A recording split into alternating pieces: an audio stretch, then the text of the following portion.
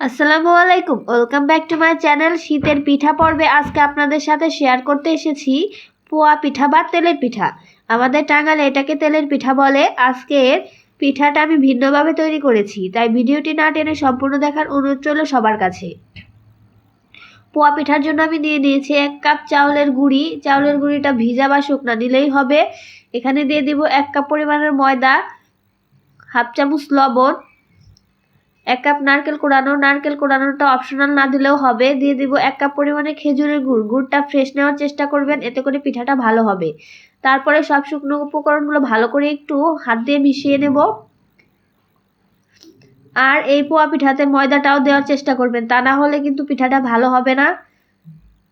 তারপর দিয়ে দেব কুসুম গরম পানি। পানিটা দিয়ে ভালো করে মাখিয়ে নেব। এখানে আমি মাঝারি সাইজে একটা ডো তৈরি করে নেব। এই ডোটা কিন্তু পাতলা হলে পিঠাগুলো উঠবে না, আর ঘন হলে পিঠার ভিতরে শক্ত থাকবে। তাই মাঝারি আকারের একটা ডো তৈরি করে নিতে হবে আমাদের ফুলকো ফুলকো নরম তুলতুলে পিঠার জন্য। তাই ভালো করে পানির সাথে সব উপকরণগুলো ভালো করে মিশিয়ে নিতে হবে। হাত দিয়ে অনেক সময় ধরে মিশিয়ে নিতে হবে। দেখেন ঘনত্বটা হবে এরকম, আমি দেখিয়ে দিচ্ছি। ঘনত্বটা এরকম হবে, তাহলে আপনার পিঠাটাও ফুলকো ফুলকো হবে এবং নরম হবে। আর এই পিঠার গোলাটা যত সময় নিয়ে মাখাবেন তত গোলাটা ভালো হবে, তাই একটু সময় নিয়ে পিঠার গোলাটা মাখিয়ে নেবেন।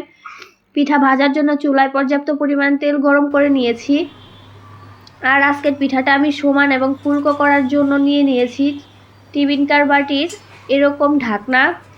এটা কম বেশি সবার বাসায়ই আছে, তাই এরকম ঢাকনাতে পিঠার গোলাটা দিলে একদম ফুলকো ফুলকো পোয়া পিঠা হবে। এর মধ্যে দিয়ে দিলাম 1 চামচ গোলা। তারপর আলতোভাবে তেলের মধ্যে ছেড়ে দেব। কিছুক্ষণের মধ্যেই পিঠাটা একদম ফুলকো হয়ে যাবে। রেসিপি ভালো লাগলে চ্যানেলটি সাবস্ক্রাইব করে নিয়মিত চ্যানেলের সাথেই থাকবেন। এইভাবে পিঠা বানানো একদম সহজ, চাইলে নতুনরাও বাসায় বানাতে পারবেন এই মজাদার পোয়া পিঠা। দেখেন আমার পিঠাটা তেলের মধ্যে উঠে এসেছে এবং এক সাইড কিন্তু ফুলে উঠেছে। তারপর ঘুরিয়ে ঘুরিয়ে একটু চেপে চেপে আরেক পাশটা আমি ফুলে নেব। যে পাশটা ফুলেছে ওই পাশে হালকা করে একটু চাপ দিলে দেখা যাবে যে আরেক পাশটাও ফুলে গেছে। তাই চিন্তা করার কিছু নেই, ভালো করে একটু ঘুরিয়ে ঘুরিয়ে পিঠাটা ভেজে নেব। আমি পিঠাটা উল্টিয়ে দিলাম। পিঠাটা উল্টানোর পর দেখেন একদম ফুলকো হয়ে গেছে আমার পোয়া পিঠাটা। তাই এইভাবে পিঠা বানাবেন, দেখবেন আপনাদের পোয়া পিঠাও একদম ফুলকো এবং নরম হবে। এটা উল্টিয়ে পাল্টিয়ে একটু লাল লাল করে ভেজে নেব। আর পোয়া পিঠার মেন উপাদান হলো গোলা। গোলাটা কিন্তু আমাদের ভালো করতেই হবে, তা না হলে কিন্তু পিঠাটা ভালো হবে না। তেলের পিঠা বা পোয়া পিঠার গোলাটাই আসল, তাই যত ভালো গোলা তৈরি করতে পারবেন আপনার পিঠাটাও তত ভালো হবে। আমি বেশ কিছুক্ষণ উল্টিয়ে পাল্টিয়ে লাল লাল করে ভেজে নিয়েছি। এটা একটু সময় নিয়ে ভেজে নিতে হবে,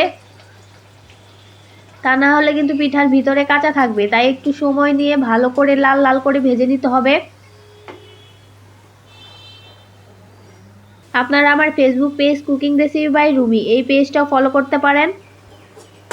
আমার পিঠাটা হয়ে গেছে, আমি এখন তেল ঝরিয়ে উঠিয়ে নেব। তৈরি হয়ে গেল অতি সহজেই মজাদার পোয়া পিঠা। এই পিঠাটা খেতে অনেক অনেক অনেক মজাদার এবং ঘরে থাকা কিছু উপকরণে তৈরি করা যায় এই পোয়া পিঠা।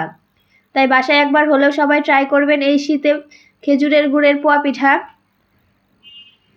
ভালো থাকবেন, সুস্থ থাকবেন, দেখা হবে নেক্সট কোনো ভিডিওতে। আল্লাহ হাফেজ।